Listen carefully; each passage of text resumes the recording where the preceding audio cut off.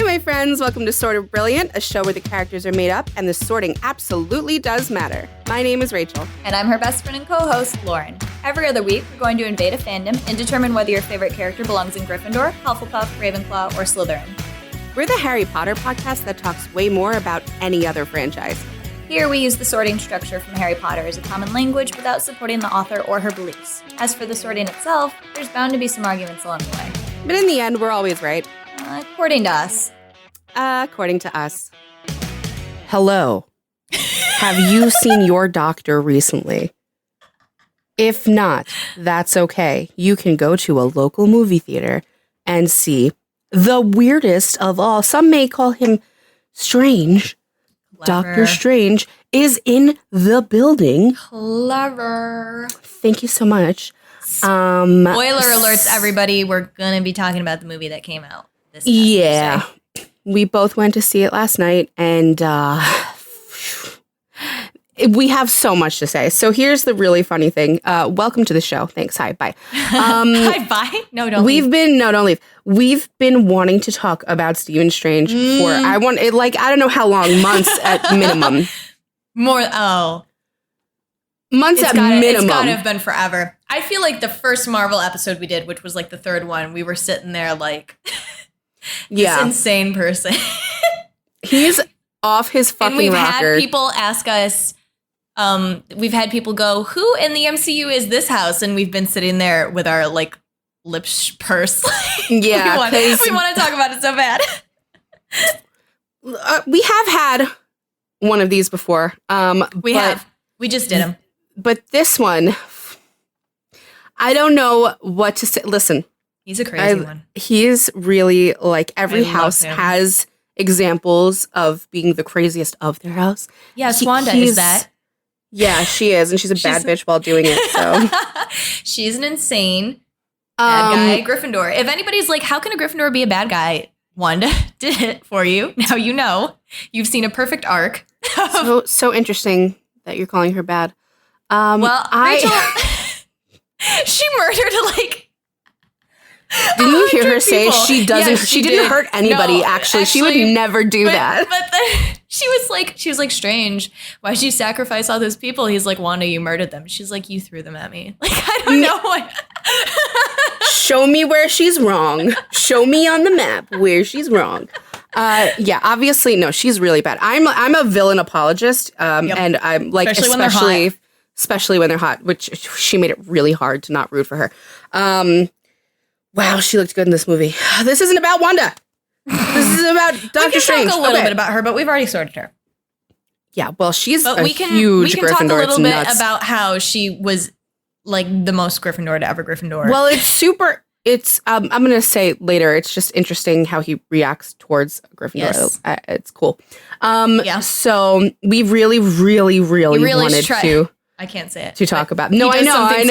To her. Yeah, he does something specific. There's quite a few things we can touch on here. Yeah. But I really enjoyed that movie, and I have to tell you, I cried many times, and also, this was the most fucking metal shit I've ever seen. When he, spoiler, goes into his own corpse and makes a fucking cape out of spirits, and then flies up to fight the demon-possessed witch, and they have this dark wizard battle. It was the coolest shit ever. And so was that Fantasia-ass scene where they're throwing fucking music at each other. That was cool as fuck. That was really cool. I went to see it with my husband, and he's like, he loved it, but, obviously certain things, he's a Ravenclaw, so he likes things, but he also has to be really, really literal and realistic about everything. So he's like, it is quite cringe, but I do enjoy it. But I had to mention that it's cringe. I'm like, thanks. I didn't think it was cringe at all. I thought it was fucking great. I loved it. So I enjoyed myself very much. And we also went back and watched the What If episode, and we watched the first Doctor Strange. So we are beyond ready to discuss Stephen Strange. We're also going to talk about Christine, who I'm going to call Rachel, because she's Rachel McAdams. And I can't stop calling her Rachel.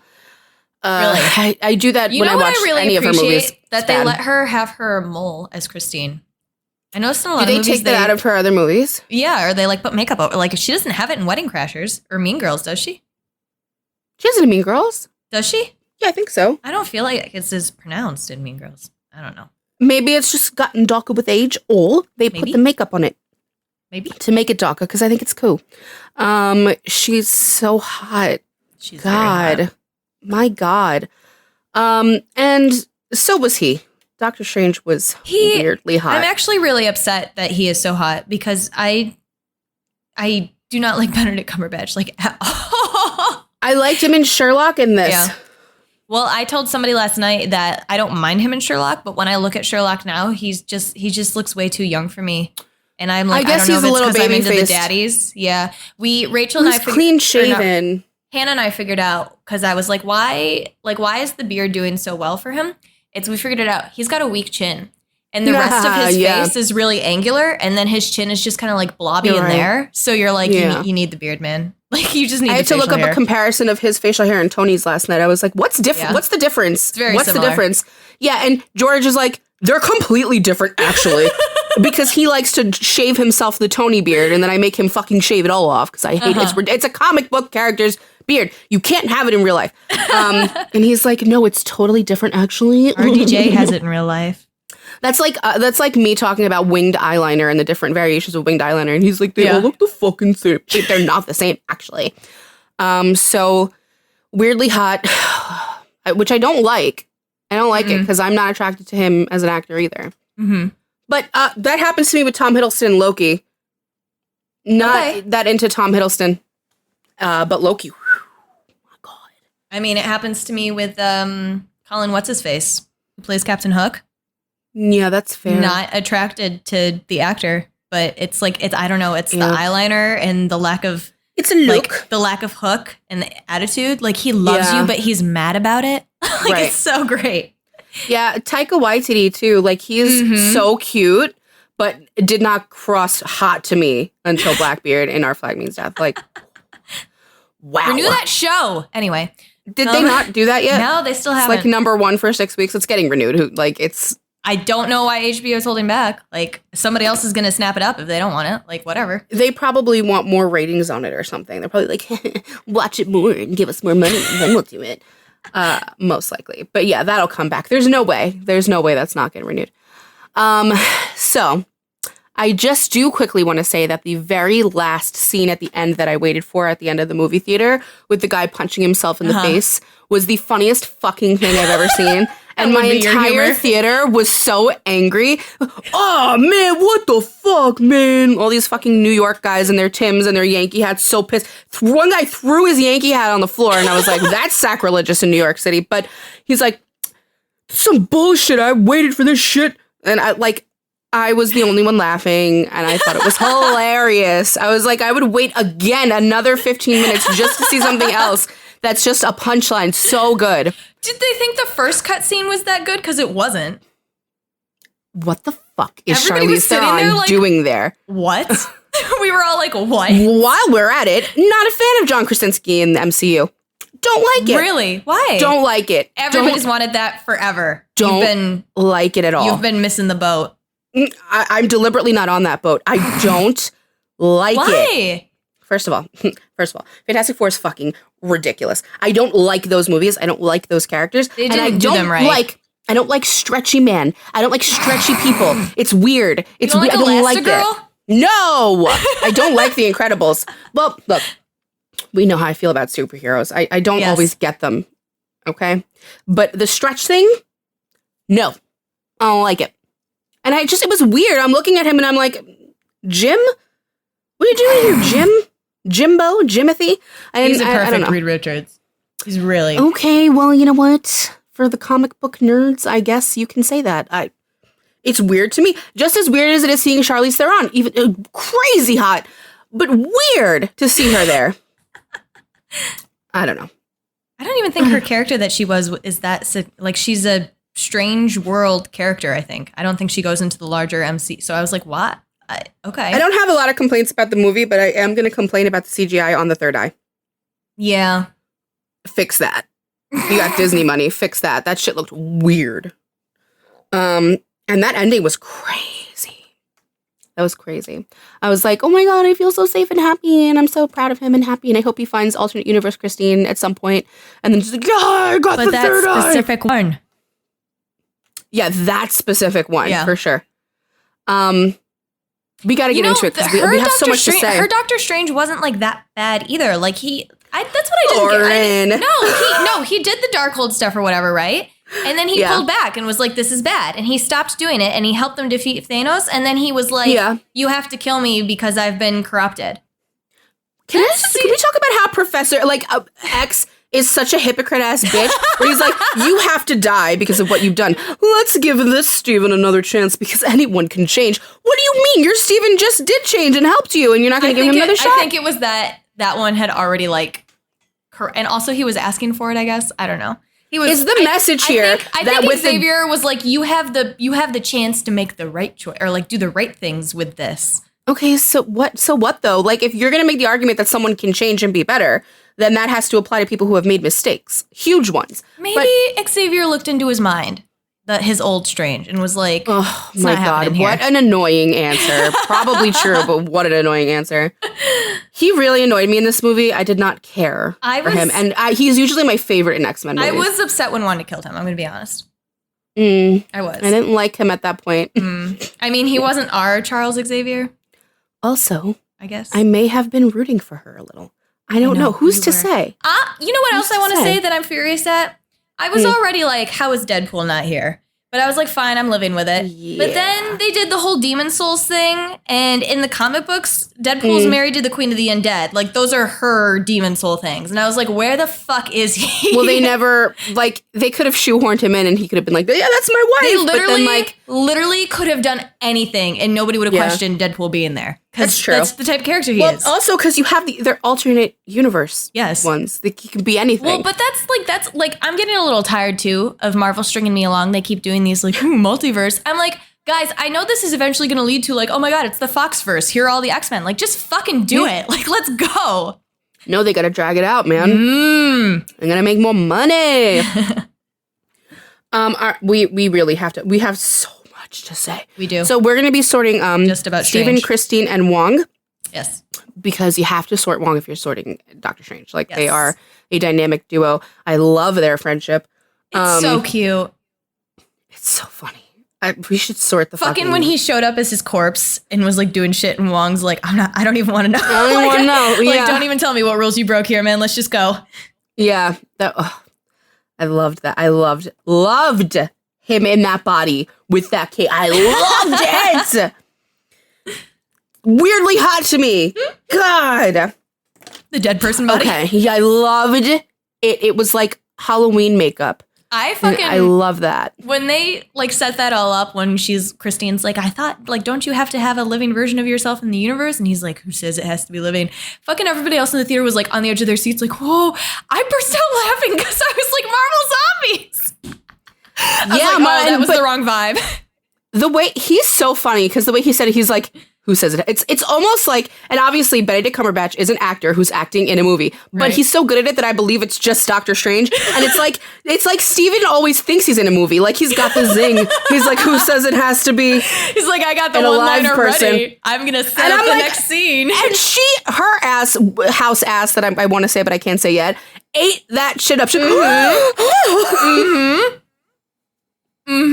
I can't with these two. I love them. I want them together somehow. I know. Very well suited for each other. I forgot that she had that inscription on the back of his watch. I rewatched the first one after the second one, and I forgot that throughout the second one when he was all over the watch. So watched the first one and saw the inscription and was like, oh no. I was so upset. And the watch is so important to him. She's so important. He really, I before this movie too, I saw a lot of arguments that were well, he really doesn't even love her. And it's you don't get him. No. And it's because of his house. You don't get him. That's fine. We get him. So we'll talk about it. We love him. What order are we going? We'll love him. Love him. He's top 3 for me, actually. Really? Love him. You know what? He might be top 3 for me, too, in the MCU. He knocked, I know everyone hates Chris Pratt. I don't care about that. Peter Quill was in my top 3. I know, you like Star-Lord, yeah. Because I am Star-Lord. So, he knocked him out. This has no bearing on Star-Lord sorting, by the way. Oh, no, not at all. But yeah, it's highly relate to that character. But boom, goodbye. So it's Tony Thor Strange now for me. He titillates me in a way I can't explain to you. I love him. Just want to hang around him. Just hear him say his ridiculous things and act his ridiculous way. He's so fucking funny. He's not trying to be funny. No, he doesn't care if you think he's funny. It's all very serious to him. Oh my God. So, all right, what order are we going in? I guess Strange first, right? We're going to talk about him for like an hour. But it's going to be hard to talk about his relationship with Christine if we don't start Christine first. Maybe. Yeah, it is. No. Whatever. We could just say what she is too, and we could just sort them together. You want to be weird and do that? I want to be weird. You can do it without saying what she is. Okay. Just maybe. Don't say talk about. We'll reactions. See. It's okay. Hannah can cut things. It's just me being like, and in his reaction to her because she's a. Don't do that. You know, it's. I'll just do that. I'll just say the beep. So. Mr. Strange. It's Doctor, Strange. Actually. I'm not Master. I'm not Mister. I'm Doctor. What's his name? Mad Mikkelsen's character in that movie? The first one? Mordo? No, that's the other guy. No, that's the other guy. I don't remember. Me neither, but I wanted to talk about him a little bit. Whatever. I'll look it up. Research team. Yay. You won't look it up. The research team will look it up. Oh, that's right. I don't do that. Here. Okay, so I feel as though if you've been listening to Sort of Brilliant, you're going to know what we're going to say about Doctor Strange. If you've seen the Doctor Strange movies, yeah, I think that's it. Caecilius. That sounds correct. Yeah. It was weird. It was weird enough that I couldn't remember it. It's weirdly if I'm Greekish. reading the spelling correctly, it's Caecilius. Yeah. There's one way to say that. If you've seen these movies, which I assume you have because you're here, and you've listened to us, which I assume you have before because you're here, I really feel like you already know what he's going to be. So right now, scream it at us. It's not a surprise. To me, at least, it's so obvious to me. If you follow our school of sorting, he's so obvious to me. Well, it's funny because before me and Lauren talked about him, I had him as this in my head, and I was so scared she was going to say he's not, and that we were going to argue about it. She thought he was for the longest time because she had some irrational fear that I did not agree. Because when I feel that right, I don't want to argue. I just don't want to talk about it because I don't want to have the argument because I know you're wrong if you're not going to agree with me on something like that. And I just felt this in my bones. So finally we can say that he is a Ravenclaw. Oh my God. The spokesman for that, the fucking put him on the blue crest. You take could put the his bird fucking off. statue on the pedestal and just raise it above. Holy all the Ravenclaws. Shit, man. Crazy. You want to talk about, it's so funny how we talk about how their worldview is so rigid but can change in the face of irrefutable fact. Mm-hmm. And we actually saw that happen in a movie. He's like, science, magic.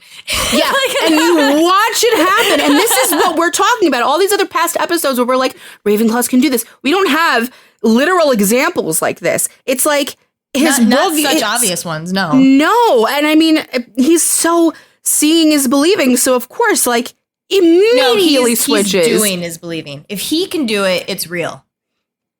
I think the second he saw sparks flying out of her fucking hand, I know, but he was still fucking I'm not able to do it. So how well, I wouldn't say that it's not that he doesn't think it's real. I would say that he doesn't fully respect it until he can do it and master it and then do it better than you. I guess I'm not using real in the sense of he literally doesn't believe that magic is real, but he's this isn't a viable thing if I'm not able to do, Yeah, it doesn't matter. It doesn't, I don't really, sure, whatever. He's so funny that way. He actually has to master every single thing. And you know what? You can't be mad at him because he's right. Because he does. He does master everything. Rachel was way back when she was I don't know if you're going to agree with me. And then we did agree. She was like, but what is his system? I was literally, he looks at something and is like, I'm going to be the best at that. And then he is. It's wild. You get Ravenclaws that are so different than this, right? I think Sarah Sanderson from Hocus Pocus. She's just vibing. She just wants to have a good time. Mm-hmm. So your system could literally be anything. No, and also, like being the best, being right. And we've said this before, like all Ravenclaws are like kind of like life just happens to them, and like they can react differently to it. Like Sarah like kind of dances through it. He like stuff happens to him, and he's like, I'm going to take this and control it and be the best at it. And he's so funny too, because it's like. Like, I want to talk more about his relationship with Tony, but it's like, you know, there's all these arguments, like, who's smarter? Is Tony, Dr. Strange? Like, you know, and it's like, it's like Strange doesn't, like, Tony's over there, like, well, I can invent time travel, I can do the robot, like, and Strange is like, I don't want to, so this doesn't matter. Like, I don't care. But you just said, I actually, like, for the first time ever, I wrote some notes down because I was having so many thoughts at rapid fire speed. I'm like, no, I gotta do this. The cape.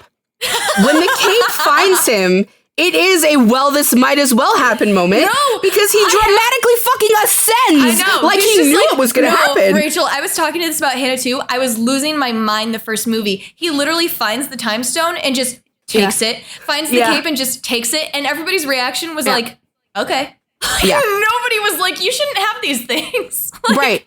But like, and I know it's a movie moment where like he comes up with the cape. He's the character. He's got the cape. Just think about the ridiculousness of this moment. He gets tossed over a fucking railing. He has no reason to believe that some like Aladdin magic carpet fucking thing is going to catch his ass. He's falling. And all of a sudden, it's perfectly wrapped around his neck, and he's ascending with his hands in the air, and he's just simply floating. Because why wouldn't he be? Because he's a fucking Ravenclaw. Why wouldn't I be the second floating movie here? When he like gives the guy the martini glass and is like, thanks for the drink, and then just like whips the cape out and falls over the balcony, and everybody there's like, showmen. Even if there's nobody there to see it, it doesn't matter. They're seeing it. It's for themselves. No, because you're right. You know, I don't actually think that's a specific Doctor Strange thing. I think most Ravenclaws can be like that. Like, my life is a movie. Like, they're the main character. They're actually the main character. Me. That's it. Ravenclaws, we W the main character. Because you're just so wonderfully weird. Like, and no one else thinks this way. It's hilarious. I love it. But I just saw that cape scene and I was like, I can't believe I've now gotten to see a literal system change.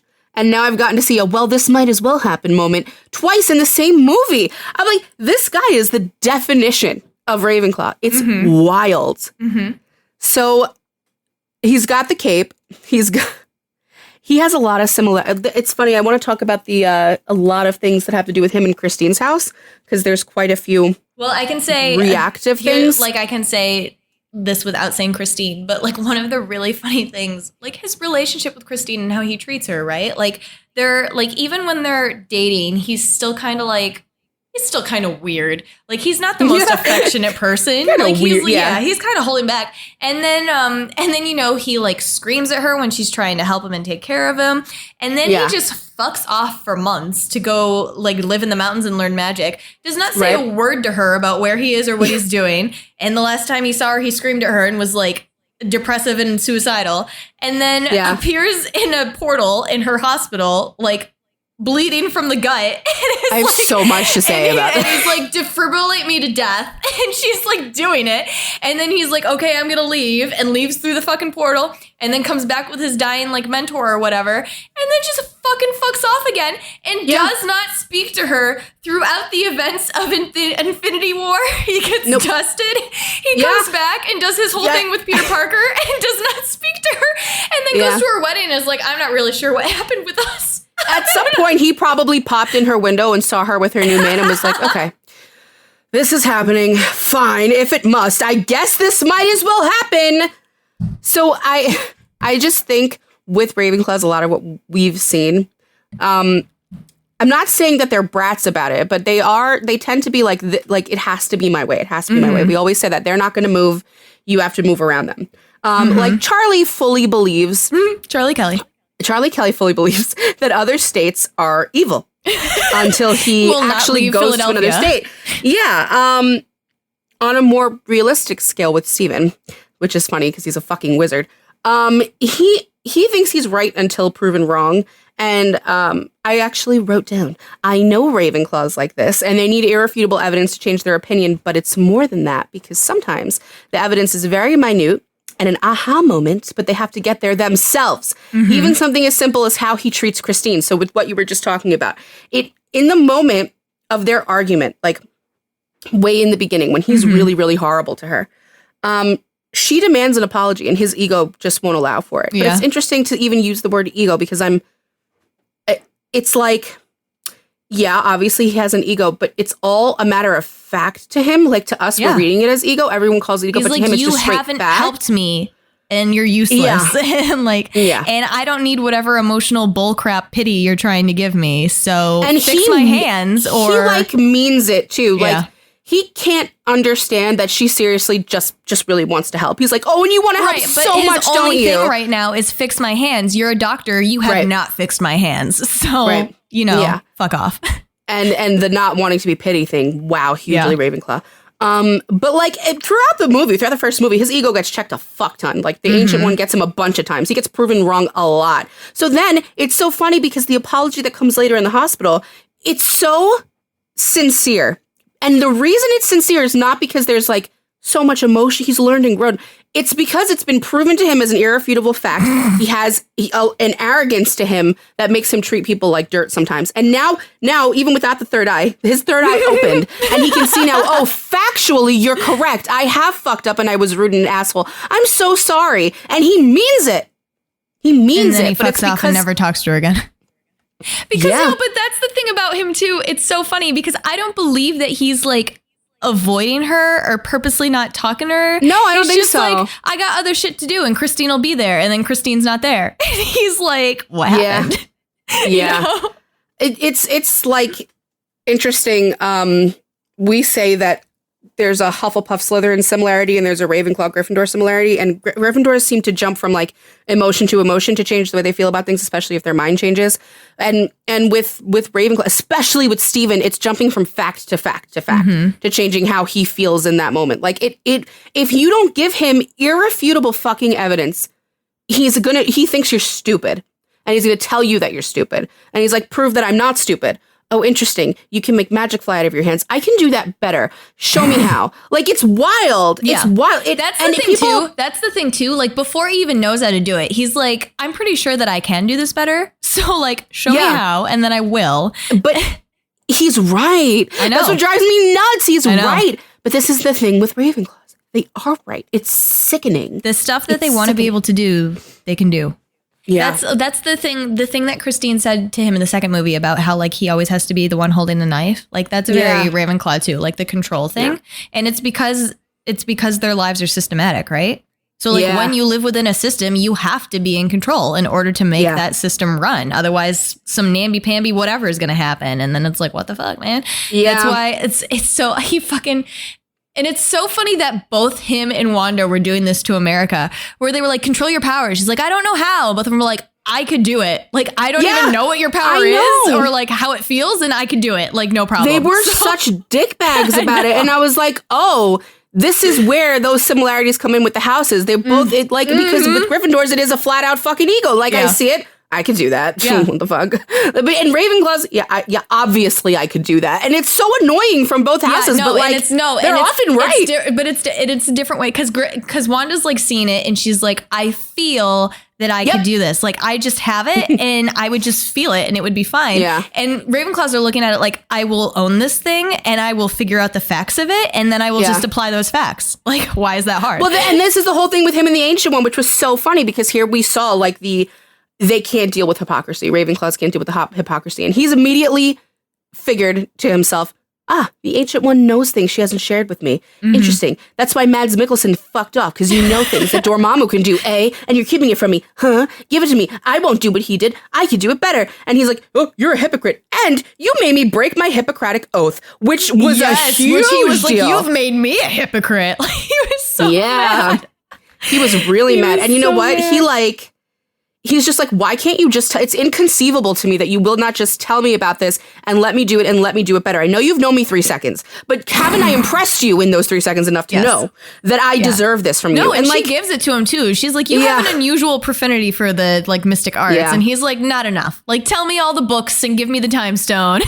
And also when he goes into the mirror room, like he opens it up as a way to escape from this big fight, whatever. And immediately, again, mind switch. He was just screaming at her and calling her a hypocrite and being so angry. And he's like, whatever I do is right. Kicks open this mirror dimension and goes, this was a mistake. And also, like, or when she's fucking dying, he was so mad at her. And he's like, oh, now you're dying? Please give me all of the things that I need to know before you pass away. Yeah.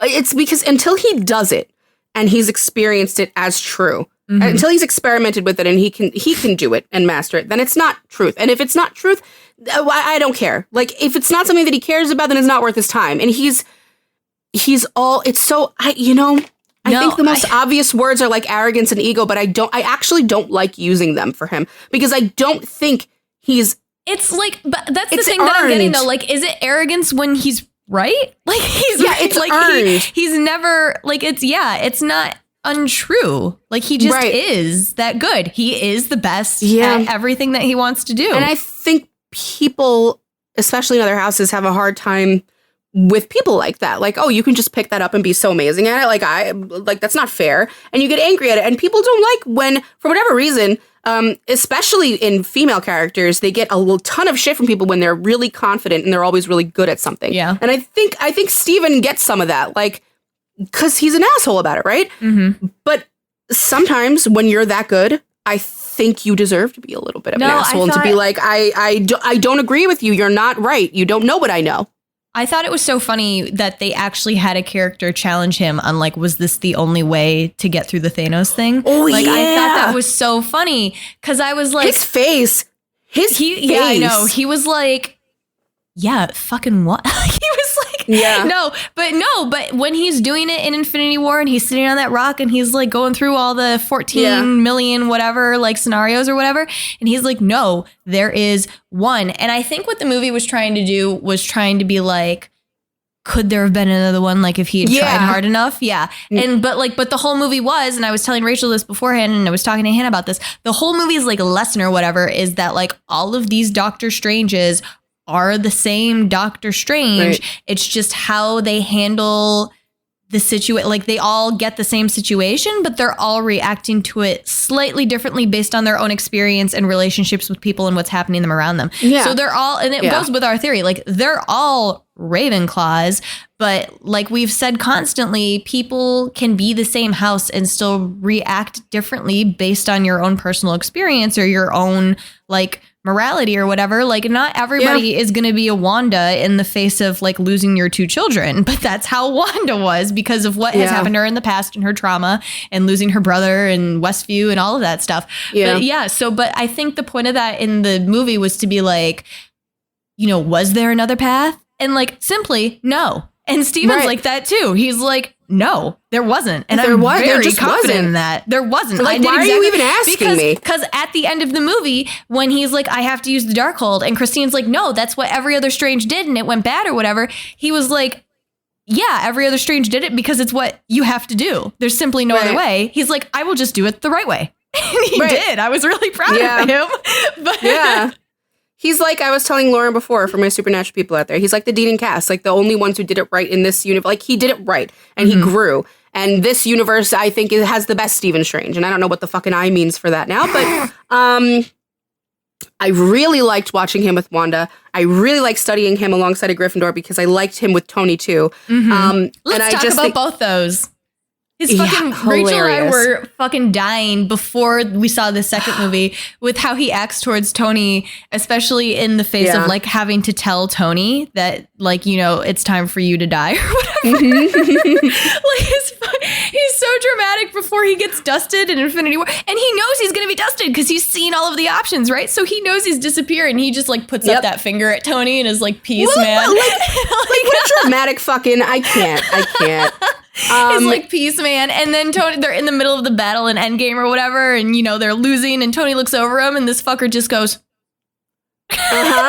one finger up. Only a Gryffindor would be like, guess it's time to die. Like, and he knew it.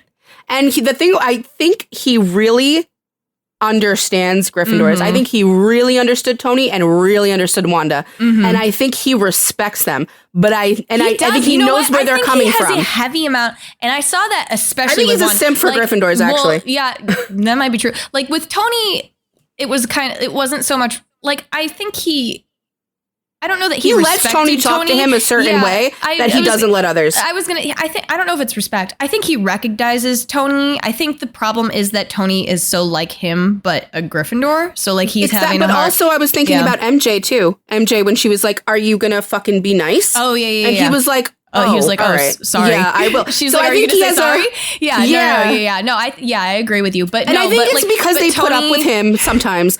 But like Wanda. It's almost like he's like, because Strange does this with everything. We were talking about, I was fucking dying at the way he reacted to the different like universe Stranges or whatever. Like this fucking man died sacrificing himself. He's like, you had a fucking ponytail. And then he's talking to like the evil Strange or whatever, who is, like, that dream you have of falling off a cliff endlessly? Like, that was probably me. That was me. And then his fucking eye pops out and Steven's just like, you're embarrassing. Like, you're embarrassing me. he's like, okay. Like, or like when he, when he meets the other universe, Mordo? I don't remember his name. Yeah, Mordo. Mordo. When he meets the other universe Mordo and the guy comes up and he's like expecting him to be like mortal enemy or whatever. And he hugs him and he's like, okay, guess we're doing this. But no, I think, why are you like this? I think he thinks Gryffindors are ridiculous, but it's in a way he likes. It's like not in a like, I think he gets a kick out of him. Yeah, he's like, this is amusing me a little bit. Like, you're making my life a little happier. So yeah, I genuinely think I think he really understood where Wanda was coming from, and he was just like, look, you guys don't get her and you don't get it, and she's going to fucking kill you so nicely. Like he did for what she was doing to everybody. Yeah. He genuinely because did. He got it. Yeah, weirdly he understood. Like, I don't know if maybe it's because when we saw him with talk his about sister, he had a little sister. Yeah, I think that's why he became a doctor. Kids. That's why he became a doctor. Yeah, so I think he understands why she wants to do everything to be with her kids. Because his whole thing was like, his whole thing is like, I have to be the best at everything. He was not able to save her. He failed. He was not good.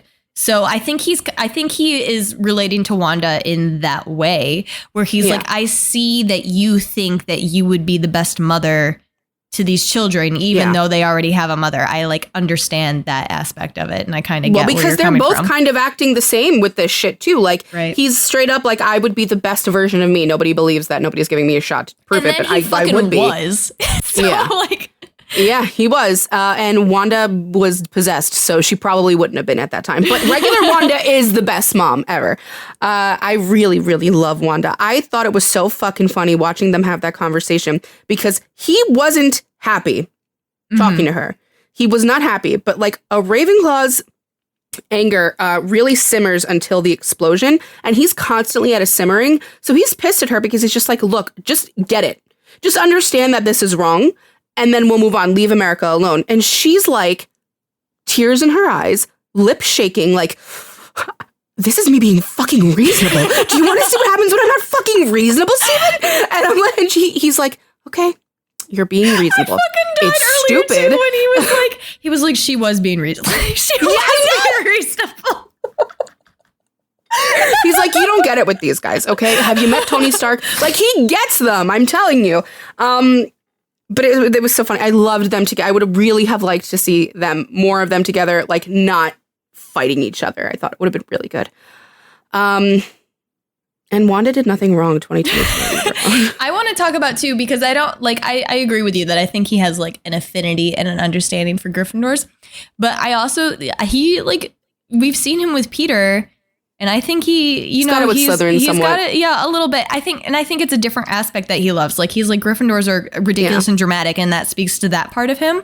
And then Slytherins are like the logic part or whatever, and kind of like the And I also think he has a little bit of a like, I wish I could care about anybody and act on it like I see Slytherins do. Like, you can see him get really. Like, that's the point at which he doesn't tell Peter he loves him. When Peter is like, to save the world, let everybody forget me. And Strange is like, even the people who love you. And Peter's like, yeah, you have to do it. And he does his bullshit like, we would really miss you. Like, I'm not going to say I love you, but I do love you. Yeah, because it really like actually literally boils down to like this dramatic house. Of course, they're always vomiting their feelings everywhere. Like, I wish I could do that. Yeah, but not quite like that. They can vomit them on me. That's fine. But I don't want to vomit them that way. But look at this house over here. They're smart, and then they vomit some stuff up. I wish I could do that. On very specific people. Like, it's not on everybody. I wish I could be that controlled. Like, and he is. He's that for a certain few people. I think that problem for him, too, is, though, that, like, I think the thing with Ravenclaw is, well, no, because he is, like, he feels that way about the people, but he won't give it to them. Like, he won't give it to Christine. So I think that's what he's jealous of. And I think that's like when he tells Christine, when he pulls the fucking 10 and he tells alternate verse Christine that I love all of you everywhere, always. Pulls a 10. He pulls a 10, but he's like, I'm afraid. I think that's what he's afraid of. I think he's afraid of being like, now you have all of my emotion. Yeah, but that's what Slytherins are able to do. Like, they don't do it on everybody like Gryffindors do. Like, every single person they feel a little bit for. It's like, you have it, you have it, you have it. And if you fuck me over, like, I'm going to cry about it. Like, Slytherins are very selective. Kill you. And, like, and then kill you. Yeah. Slytherins are very selective. And, like, these few people that I trust and have vetted very deeply are going to get it. And I think Strange is like, I wish I could do that for anybody. I literally cannot because I'm afraid. But I love seeing the way that he acts with Peter and like the I love you. And I know when No Way Home came out, everybody was yelling at Strange because he fucked up the spell. And I want to say again that he did not. Peter fucked up the spell. Like, correct. Strange gave very specific parameters for what the spell was and began it. And then he was so psyched to do that spell too. He was like, it's extremely dangerous. Happy. He was like, I guess I can do it. He was like, guess Wong's leaving. He's like, he's like, well, I'm not the Sorcerer Supreme anymore. Wink, wink. He's so ridiculous. Like, there's a camera on him at all times. He's the main character, I'm telling you. Even in the Spider-Man movie. The fucking thing that he says to Peter is the same thing that alternate Strange says to America when he's like, and this was so Ravenclaw too, like, your sacrifice is worth less than the greater good of the universe. She's like, I thought we were friends. And he's like, that sounds like a you problem, not a universe problem. Like, I don't know. And there you see a Ravenclaw that's gone off the fucking rails the way Gryffindor has gone off the fucking rails. Like, he's people like, guess don't matter I have to take anymore. Your power because I'm the best at everything. Right. Well, another way that I saw that I thought that they were similar, Gryffindor, Ravenclaw, was just in his way, the way that he did lash out on Christine because of like because I think it takes so long for things to simmer, like I said, to actually like for the pot to overflow, that it did in that moment with Christine in the apartment. And he screams at her and insults her in a way that's like so unforgivable, but it's kind of like Dean with Cass or with any like Gryffindors that we've seen do this before, because the person won't leave. And I think he knows Christine won't leave. The way Gryffindors are like relying on you, like, I can kick you because you're not going to leave me. Like, I know it's going to be okay. And I think he was treating her that way too. And I think the only difference there is that the Gryffindor really wears the shame of it afterwards. Mm-hmm. Whereas the Ravenclaw like has hopped to a fact afterwards where they've realized they were wrong. And they're like, oh, I was wrong. Let's move on. And it's not manipulative at all. They are not manipulative that way. They're literally like, and it's also so funny. I think this might be why people might find them manipulative or like might think they are, because like he's being genuine and being like, I was wrong. Let's move on. And people are like, there needs to be more here. Like, there needs to be more. But it's similar to Slytherins, except they acknowledge it. Slytherins will just move on and be like, I'm never acknowledging that ever happened again because I was wrong, but I can't say that out loud. Ravenclaws are like, oh, yeah, you got it. And then they're like, on to the next thing. And people are like, I don't believe, like. I've had to really learn, like, living with the Ravenclaw husband to accept that. Mm-hmm. Because as a Gryffindor woman, I'm looking for a big, explosive, emotional discussion after the fact. Right. And he's really taught me that, like, also some groveling and some, like, oh my God, I was so wrong. And, like, yeah, but you know what? Like, I've learned from the Ravenclaws in my life, like him, like, it doesn't need to be that fucking dramatic all the time for every little thing. Like today we got into an argument when driving. Like he made a turn I didn't like and I started screaming and he was like, what the fuck? Like what kind of reaction? And then like later on when we agreed who was wrong about what, he was very like, oh yeah, you got me. Yeah, you're correct. That's wrong. What do you want for dinner? And I was like, no, I'm not going to eat, actually. You 5 minutes. I don't want to. You killed my appetite, actually. And he's like, oh, my God, let it go. So it's really, really true of them. Like the character ones and the real life ones, they can really wear their fuck ups well in a way that I can't. I'm so ashamed of myself when I fuck up, and because it's so bad. Like I want to crawl into a fucking hole and die. I don't want to apologize because it's admitting that I was wrong. That means you're going to judge me. And they're like. And also that's what's so funny about them too, like, because they're not hypocrites, right? But they're also like, we've said before that they like logic their way. Like, if somebody was like, you were wrong, and they're like, yeah, but that was in the past and I haven't done that again. Or like, we were talking about how it was so funny that Wanda twice, like she wasn't able to like overpower Strange, or she like wasn't beating him. So when she's talking to him, she goes, hypocrite. And she's talking twice. And and she's like, this is the worst thing I can say. And she's right. But Strange has already got it in his head that he's like, no, actually I'm not a hypocrite because I went through the 4 billion ways that you could say. And she's like, why isn't an insult mortally wounding you? And also she's like, how are you logicking yourself out of like trillions of people died? He's like, because it was the only way. And she's like, fucking hypocrite. And he's like, no, actually, it's not a hypocrite. Oh man, I want to talk about her so much for so long. I just want to say, like, it wasn't her fault because she really did have the darkness thing in her, okay? And it's not her fault. But what's funny is last night when I was talking to my husband about it. Well, why did she go get it? Like, that was her fault. I was like, I don't disagree with her. I'm like, because if something happened to my kid and then I found out she was okay in another universe and I had to, like, fucking kill everyone to get to her, I 1,000% would. And he's like, Rachel, she only did that because she was like possessed by this ancient evil demonic darkness. And I'm like, okay, and that lives within me already. So I'm straight up telling you, I'd fucking go. But no, but I don't think, like, I don't want to pin it all on the demonic. Like, it's obviously something that she wanted to do that it just enhanced. Like, you know, it just made her like do bad things in order to do it. But she's like she's not even aware of it. She's really not. Because when she says to her sons later, she's like, I would never hurt you and I would never hurt anyone. Because, like, she wouldn't if she was in her right mind. She really didn't want to hurt anybody, but she's fucked up. Like, this is really taking over her brain. So it's like Demon Dean. Did you realize what the other universe Wanda said to her when she was, like, cradling her that face? they'll be loved? Yeah. She didn't say it in English, right? It was in Slavic. Yeah, she did. Did she really? No, I heard it in English, Could not understand it at all. I was like, that they will be loved. Okay. She said it with her accent that I can't do. Oh. Her Slovakian accent? She's so hot. So, yeah, that was sweet and that was cute. And is she dead? No. You don't think so, right? No. Let me fucking tell you, you should all be scared of Wanda. Rachel, damn. Fucking white body Vision is out there, robot man, who was suddenly made to feel human emotions. I was kind of hoping he would show up. There's no way he's gonna show up, and Wanda's gonna be like, so like, and her children have to come back because her children are part of Young Avengers, and they were setting that up with fucking Kate Bishop is on the Young Avengers, and Cassie Lang, who's gonna be played by Kat Newton, goes supernatural.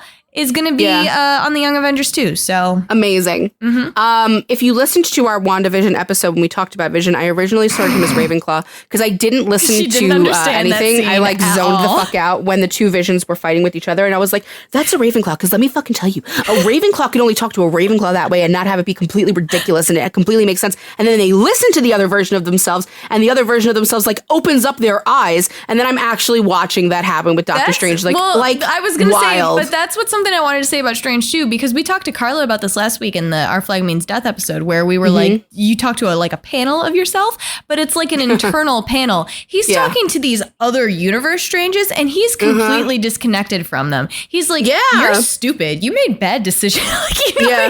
He's like, you're not me at all. Like, that's dumb. And they're like, no, you would do this. Like, this would happen. He's like, where's Christine?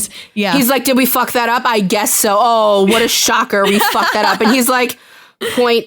All right. Anyway. And like accepts it. Accepts it. Like, yeah, I did fuck up that. I did.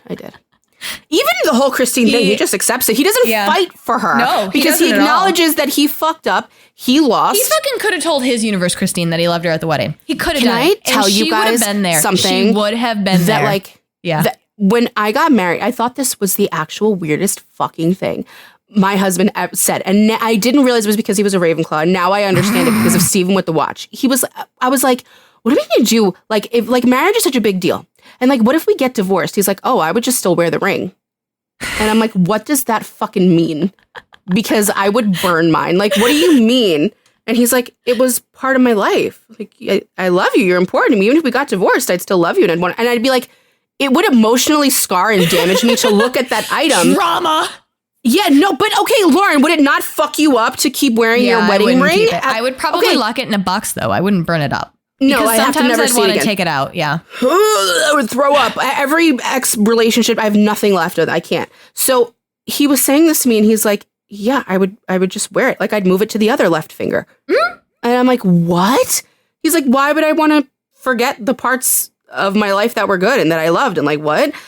And then I watched Steven do it and I was like, oh. Yeah. Because for years, this discussion with my husband has bugged me and weirded me out, like wigged me out. And because like he also wants to get a tattoo with my name and I won't let him do it. I'm like, what if, but you don't do that with adults.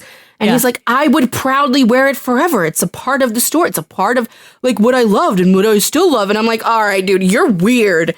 And then Steven with the fucking watch. Wow. Yeah, and he repairs it at the end of the movie. Yeah. So he can, and then he puts it in a box. But no, it's exactly, he's like, But Lauren, I don't get it. No, but but like the thing with Steven is too, and maybe this is the direction George was coming from, that he figured he would be the one who like caused the divorce or whatever. But Steven was like, I fucked it up. And I still love her. And like, it's so like, I can't really fathom it either, because if I still love somebody, I would be doing everything I could in order to like get them back or whatever. They just really are boundary respecting queens. Is what I'm getting. Wild. I know. I don't know if it's like, I guess it is boundary respecting, but it's because he's afraid. So Sure. You're right. I have to stop looking at them like they're mythical creatures beyond human emotion, like they're magical. I'm like, they're like fairy fucking wonderful. Like I love them so much. Yeah, I guess it's that. Maybe it's a little bit of the fear and. Yeah, it is, because he's like, if I put myself out there and you reject me, like I'm not being the best at anything. I'm like, I can't, like if I. But it's weird how that doesn't destroy him, though. No, but here's the thing about Steven is like, he's like, I didn't try as best I could. Like I was shitty and I lost you. If I tried as best I could and you still don't love me. Oh, you know what? I think you're onto something. Yeah. I think you're onto a Ravenclaw thing. There might be, you know how some are rooted in fear and anger. What's the Enneagram shit where it's like they're rooted in anger, fear, or... Oh, yeah. Anger, fear, and... shame. Yeah. Theirs might be being rooted in fear, because they really respect the choice. And shout out to so interesting. The nerds are typing for teaching us that. Yeah, that was really cool. I'm going to go ahead and say the Ravenclaws we've sorted, I think they all have a fear. Yeah. Fear of something. Yeah, I think they're controlled by fear. Interesting. Ooh, that's cool. I really like the Enneagram stuff. I don't remember my number, though. You're a 2. You're a 2 wing 3. What? 2 wing 3. Okay. And I'm a 1 wing 2. Interesting. Yeah, you're the simpy one. No, I'm not, though. I don't have feelings. I really liked what I liked about Steven too is because he was doing this with Peter and then he did it immediately with America. Is he calls them kid? He's like, no, I don't have affection for you, kid. I don't. Stop, gross. That's what George calls me. We won't say babe because we both think it's disgusting. He calls me kid. That's hilarious. Wow. All right. So Steven Ravenclaw, like to the most degree. And we'll come back to him. I know we will as we go through with the others because there's no way we won't. But we should talk about Christine because only this house could put up with this. With his type of Ravenclaw, I guess, like the dramatic, Oh no, specifically Steven. Yeah. Specifically Doctor Strange. Just like how Pepper is the only type of Slytherin that would put up with that type of fucking Gryffindor. 100 fucking %. And so are you. You could put up with this shit, yes, okay? I could. So Christine's a Gryffindor.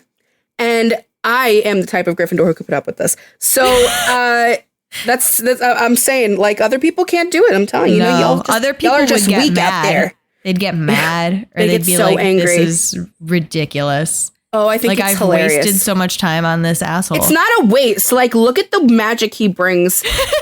to her life. And it's forget it. If you're the kind of person who likes spontaneity, you get like a normal workday, a portal just opened up in your broom closet and now you have to medicate on a ghost. Like, how fucking fun and cool. So she's a huge Gryffindor. Yeah. Not only because she's the only one who could put up with him, but because of like the way that she does it. You see a lot of I hate this sometimes, but the only parts of Christine you see really are in response to Stephen. Yeah. You don't see her on her own. Well, they did her dirty in the first movie, right? Yeah, they did. Yeah. So I can only judge her based on like her reactions to a Ravenclaw, which is annoying. But also, okay, she volunteers in the ER and he's making fun of her. And he's like, yeah, that's what I want to do all fucking day is just like work on a drunk who's just going to die and then get up and then just go get more drunk or whatever. And she's like, no, I actually really do see the value in that. Yeah. Like, it's a life, Stephen. It actually does matter. And he throws it back at her later. He's like, oh, you care so much about life, right? You get to me. And she's like, yes, I do. But she doesn't even want to argue with it. And this is kind of what I was talking about before. When you feel as a Gryffindor so right about something, you don't have to argue. That's the hardest we want to fight. It's not. No. It's like the smallest amount I want to fight with you. Right. Like when you are set in something, you don't feel a need to fight at all. It's the stupid shit that you fight over. That I'm like, why are you making such a big deal out of this? I know. That's really true. But she flat out is just like, yeah, I do really want to help. And yeah, you are really, truly breaking my heart right now by being like this. And he's like, oh, am I breaking your heart? And she's like, yeah, that is what's happening. And this is the part where you apologize. And like, she knows he's not going to fucking apologize. Yeah. But she's giving him the chance. And he's a baby. So she walks the fuck out. And Christine across universes does this. She has a job. She has a duty, Anthony, from Bridgerton. She has duties and responsibilities out there. We didn't talk about Strange in the What If episode. Oh, we can. At all. Okay. We can go back. I guess it's totally entirely related to Christine. Well, we can talk about, yeah. I mean, I can say one thing really quick about it is like he did this again, but like the fucking What If episode or whatever, he was doing that stuff because he truly loved Christine. He wouldn't have started that journey if he did not love her.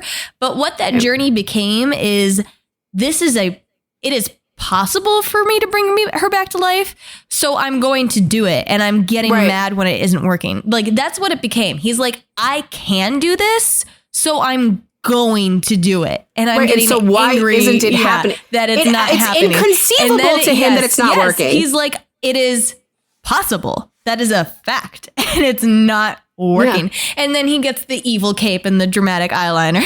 It's like, I'm evil Strange now. And we talked about this with fucking Blackbeard last week with the drama of these fucking Ravenclaws. Like, you put the eyeliner on and shave your beard. You got a whole new look now. Yeah, everybody knows, and you're Mr. Emo. Got it. Like, you guys are. I'm talking to them like it's just specifically Raven. Like, well, listen, I'm not wrong for that because and Blackbeard are listening. The Ravenclaw friends that we have gone back and looked specifically for Ravenclaw episodes to study. So I know you're out there listening, people. And if you hear yourself in here, don't come for me. I know you. But yeah, it's just fact to fact. It is a fact that I can do this. It is a fact that I can bring her back. How can a fact not be happening? Yeah. Like, okay, Steven, because maybe like it can't, maybe it shouldn't. Right. No, I want it. No, I can do it. Did you just say no to me? I am good at doing it. I'm doing it right now. Like, make it happen. Good at everything. Me good all the time.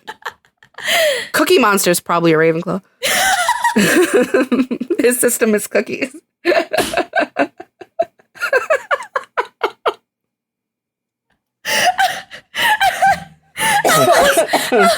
Elmo's a Slytherin. Elmo's Oscar the Grouch is a Gryffindor. Yes. All right. Big Bird Hufflepuff. We've sorted. All right. Zoe's a Hufflepuff too. Yeah, for sure. Yeah. What's Rocco? Why is Rocco bothering you, Elmo? Hello, Rocco. Okay, we're not sorting Sesame Street Rocco's today. A Gryffindor. That's why he bothers Elmo so much. Probably. Fuck you, Rocco. Anyway, enjoy this mini Sesame Street sort in the middle of our Doctor Strange. it was bound. This might as well happen because it's a fucking Ravenclaw episode. Yep. Except for Christine, who's a Gryffindor. So I just thought that was so interesting how in every universe, like even in the first movie, he's like trying to convey to her, I want this to work. Like I want to stay. I want to be together when I can. And she's like, I don't believe that it could right now. Maybe it could down the line. I'm not willing to work on that at this moment because I have patience. I have a job. I have things to do. Like I have people who need me. There are other doctors, Kristen. Like they don't really specifically need you in the ER. There's plenty of fucking doctors in the ER. But these are my duties. Responsibilities. These are my duties. I have responsibilities. So, and she loves him. She loves him. She really does. But she... Because if she didn't, let me fucking tell you, she would have been gone. Yeah, there's no way she would have. A Gryffindor can replace your ass. She stuck around until he like came for like he dusted out of the fucking air. No. When she disappeared when he told her that she was a useless doctor and she wasn't fixing it. She was like, oh yeah, okay. She wouldn't answer his emails. She was like, I'm gone until you apologize. Like, there's no way that I'm. She's like, this. And if you never do apologize, that's fine. I'm never talking to you again. That is so fucking Gryffindor, man. Like, just no, but she stuck to him up at that point. He was being a little fucking bitch and being like. Like, what they do to my hands? Like, you let them do this to my hand? And she's like, Steven, you almost died. And he's like, they should have let me die. She's like, Steven. Steven. Come on, Steven. He comes back with his beard and his little, like, dressed up like a monk. And she's like, why is this hot? Why am I doing this? Is she just that whole scene where she's just like allowing these things to happen around her when he's just like reacting up the ante on the defibrillator and shock me and she's like that will kill you and he's like do it and she's like okay fucking okay like whatever. She's like, of course, because you're just as like stupid as you are brilliant. Like, of course you tell me to do something this fucking stupid and it'll work. I've spent enough time around you to know that it'll fucking work. You're a ghost talking to me right now. Why wouldn't I believe you? Like, I totally fucking get that. Like, do you not, would you not have, like, listened to the ghost of I would your make him explain what the fuck is happening first. There's no time. There's no time to explain. Shock him. You gotta do it. Yeah, I totally understood that. I don't know. I feel like Gryffindor sometimes are really easily bullied. Him to her like really wedding. Easily bullied. But I don't think that we always see it as being bullied like into things. So you see it a lot with Dean. The fact that she invited him to her fucking wedding, when as far as we're aware, he'd been dusted and then did not contact her after he was back from being dusted because he was doing his whole adventure with Peter Parker, right? So like, and she's like, here's an invitation to my wedding. She knew. She's like, look at me being happy. I'm happy without you. Fuck off. Like, you know, come watch and meet my husband who just loves you so much, and then we're gonna make out in front of you. And her fucking when but also when he jumps over the balcony and she's like, oh fucking please, like she's like, of course you did. It was real hugely Gryffindor. You want to upstage me at my own wedding? Okay. Yeah. Now, like I feel like a Slytherin, if that was their person and they jumped off, like they'd be like, oh my God, what's going on? Give me all the information right now. But like a Gryffindor is like, of course you're trying to upstage me. Of course you would do this at my wedding. Where I was trying to humiliate you. Like, what the hell? Get me her. Get me her birthday. I'm going to find out her star sign. Will the internet know that? Research team. I don't know. I don't know. Research team. Figure it out. I don't know that that's a thing that is available. Sometimes it's in comics. So I'm just it might be in the comics. Is the comics the same as the movie, do you think? I don't know. It's not even it's nowhere. It's not even in the comics? No. She grew up in the Midwest. Well, whatever. I'm going to say she's a Leo. So, because like the fucking nerve for her to be like, this is my day. But like, you know what? He's put her through enough. So she kind of deserved that. She deserved that day and for him to not do that. But he had to go very dramatically with his cape over the railing to save the day. The world needed him. Vom. I can't. I would be so pissed off. I'd be so angry. Like, I finally got away. Like, I finally found this beautiful simp husband. I know that man's a simp. Oh, yeah. I was gonna say too, when she like goes after him, because they, that other doctor pronounced the patient brain dead and they called the time of death or whatever, and she went to Steven and was like, something doesn't feel right. Yeah, like she like that just felt very Gryffindor to me, that she was like, I know the answer, but I need acknowledgement from a person I feel is smart. Yeah. I need you to corroborate my opinion, and and then it's validation. It's validation in like the operating room, and she's like, "Thank you." Like, Christine, well, because a lot of the time when we talk about Gryffindors needing validation, a lot of the time it's like validate, like attention. Type validation, but for her, it's just like, can you just validate my brilliant thought? I was gonna say it might be a little attention there too, because she's like, think so? Because she's like, I love Steven, and Steven is the best surgeon, and he is here saying you're right. This person's not dead. Yeah, exactly. She's like, I gave him a watch that said, "Time will tell how much I love you," and guess where it is? Wears it everywhere with him. Wears it. Yeah. Oh my God. And when he goes to another universe and he like steps on the little disc thingy that says your most significant memory. That was it. It was me giving him that watch. Her fucking alternate Christine, when he's in the little like scientist bubble where she's studying him or whatever. Yeah. And she's like studying, she's like, fascinating. Your like hand injuries are like the same but slightly different. Right. She's just fucking simping. Like that's all she's like, she has both their x-rays and is like, how close to my Steven is this Steven? Like, she must miss hers. Oh, like God, what he was before. Yeah. Oh my God. My heart, when he was like, "Did you tell Christine?" And they were like, "We told her right away." I was like, oh my God. Yeah. But you could tell you could tell he was about to tell her. He's like, if you haven't told her about this Stephen Strange, I'm going to tell her. Because he's like all about like, like open, like he's so weird with his fear.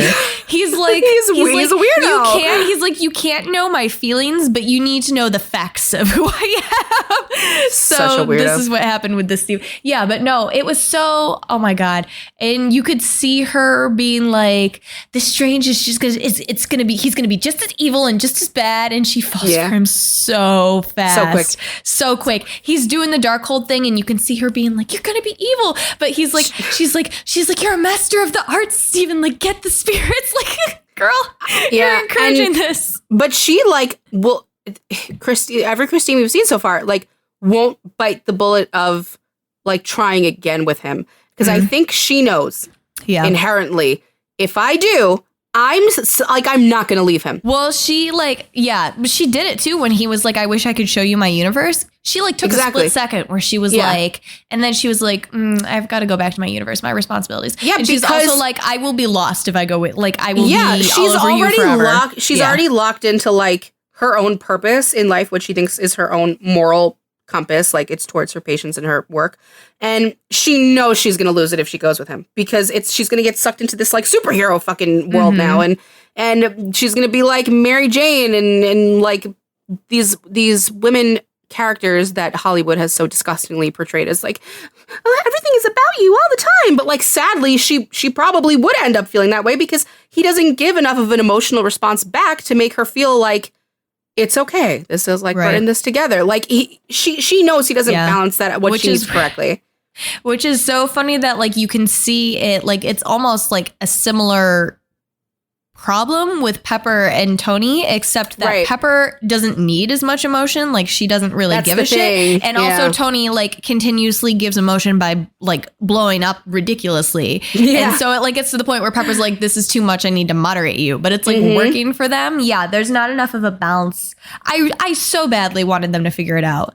Like, and that's what I think they can. That's what they kept saying too. That he was like, we never really figured it out. And she was like, that sounds right. Like we just couldn't get there. I think they could too. They're both really, really stubborn.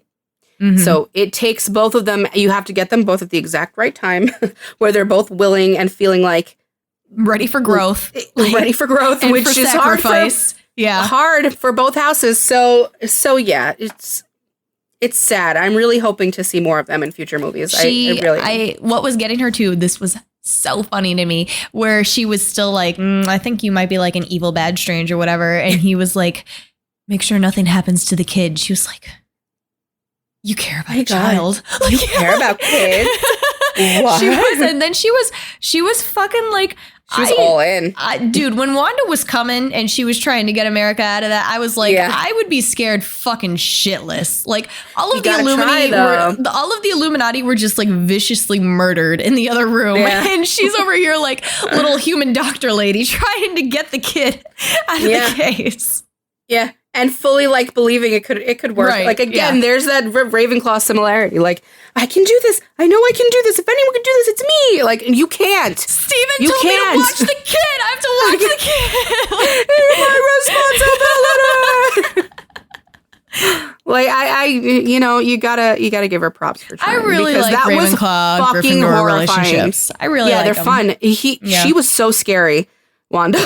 She scared the shit out of me when she snapped Professor X's neck. Yes, and fucking Sam Raimi is like, I'm just gonna keep this oil slipping down her and have the glass in her feet. So she's like a fucking that lady that crawls out of the TV screen. You know, that's exactly what she was right. Yeah, that's exactly what she was reminding me of. I was like, I said the same thing. Yeah. She's creepy. Like if she crawled down a wall with her head fucking backwards like a horror creature, I would have bought it. And it was so cool seeing them like make him kind of evil looking too with the corpse shit. Like this movie was so metal. So cool. I loved this movie. It was like I was looking forward to it, but I wasn't like expecting a ton. Like I genuinely really enjoyed the movie. Like I would go watch it again because I just straight up enjoyed it. And also it was so funny because I didn't feel like I got a ton. Like, I didn't feel like I got a ton of overall MCU plot out of it. Like, it didn't seem like this big, huge thing. It was just like a good solo movie, you know? It was. Yeah. Yeah, it was good that way. I enjoyed that too. Because sometimes I get lost in those kinds of plots. Like I know. My brain gets confused. I know. I was saying too, though, like, I'm really enjoying all this, like, multiverse stuff. And I'm still like, where the fuck are Loki and Sylvie going to come in? Because they changed the timeline. So, like, I'm like, how is that going to work? Yeah, they're doing a season 2. Oh, cool. And they first somebody said that he was going to be in this movie, and then somebody said he's going to be in Thor. So like, I think that happens with the Loki character. Marvel's had this planned out for many years, so it's like they are 1,000% doing a season 2, and I really want to see Thor, see him again, because I'll cry. I'll be like, oh, yeah, like, you know. But but I thought it was cool. It got pointed out to me that the book is missing from in the first Doctor Strange, when Wong is protecting the books from Steven, he's like, get the fuck out of here. One of the Ancient One's books is missing, and it's Wanda's book. It's the one she has. Yeah. Maybe that was because of the time. But how cool that they did that in Doctor Strange 1 2016. Like, they got this shit planned out, man. Because she destroyed all of them. So they're all, no, but I was like, I really enjoy all this multiverse stuff. But I also cannot wait that this next movie is just going to be like gay space adventures with Thor that don't mean shit. Like, he's just going to go around wrecking shit up. Fun one. Like, he's just going to go around wrecking shit up. And like, it's not going to mean anything. Like, I cannot wait. I gotta tell you, man, they really combined two of my favorite characters. I can't wait to see them interact with each other. They're so fucking funny. It's gonna be really, really good. Natalie Portman looks really good in the 2 seconds we've seen. Yes. All right. Any more about Christine? This is the unfortunate part. They don't have enough of her. I know. That's why I want her to come back too. And like, they fleshed out. Like, I feel like alternate universe Christine was more fleshed out than like our Christine. Yeah. So I was like, well, it's interesting. It reminded me of like in Doctor Who when Rose's mom is with Jackie and Pete. Yeah. Well, like, it could work. No, you don't have the same life that you had with like your universe's person, but they're the same fucking person. Right. Like, it could work. And you could see it. He says, I love you. He means it. You know what I really liked too? So there are 2 things that I really liked. I really liked when he was like, you know, in the little containment chamber, and he was like, well, who's in charge? Like, somebody here is studying parallel, like, multiverses. Like, who's doing that? And she's like, me. And like, his face was so full of respect. He was like, Christine would do that. Like, you know, I was like, oh, like, he has so much faith in her. And then alternate Christine says the exact same knife line, but she delivers it differently. Yeah. Like, our Christine is like, you know, like, resigned and also kind of like disgusted. Yeah. And she was also like, I had this planned out when you asked me why we failed. She's mad at him. Yeah. She's like, when you asked me why we all got fucked up, like, I was ready to say this. But alternate universe Christine was like, this is something that I've reflected on in like my grief, and it's really unfortunate, and I wanted it to work out, and it didn't. But yeah, I liked those 2 things. I think they both just have to see past themselves a little bit to make it work. Put a little bit of her. She needs to put responsiponsibility shit aside a little bit. He needs to put ego aside. He was like, I had to leave you because it was saving your life. But like, Steven, you did not communicate. Like, and also she gets to choose whether she cares enough, like whether she wants you more than she cares about her life. Like that was also a Tony Pepper thing. This is also a Tony Pepper thing, but Pepper was like, fuck off. I'm going to put on an Iron Man suit. Like, you can't tell me. Like, you know. Yeah. This can be like a male superhero thing. Like not communicating well. Peter Parker does it too. Like Tobey Maguire's Peter Parker does it too. Like he doesn't explain fucking anything. I was going to say, Tom Holland went and told Zendaya that she was going to forget about him. Yeah. Toby's Peter is so goddamn annoying with that. I will say that he did decide not to tell her who he was when he had the chance, and that was making a decision for her. Like he should have. Yeah. Not cool. And you know what? I think that was a little bit of fear. So, because he was like, wow, their life is so much better without me in it. Bit of shame, bit of grief. Anyway, back to Doctor Strange. We still have Wong, Mr. Wong. Wow. He is like so fucking funny. They give him no respect. These movies. He should have much more screen time. So this was my problem when I was talking to Lauren. Like, again, it's like a Christine problem where everything I see with this dude is in relation to Steven or something, like a problem that's going on. He has just to fight the problem. Like, I don't get to just see Wong hanging out except for when he's rocking out to Beyonce, which was hilarious, and has the book like taken from whatever. So I really am not, I don't have a house choice for him. I really don't. Like, I'm not laid to rest anywhere on him. I just probably would say he's not, I don't think he's a Ravenclaw. Though he might be. Hold on now. Let me suss this out. Okay. Moment of silence.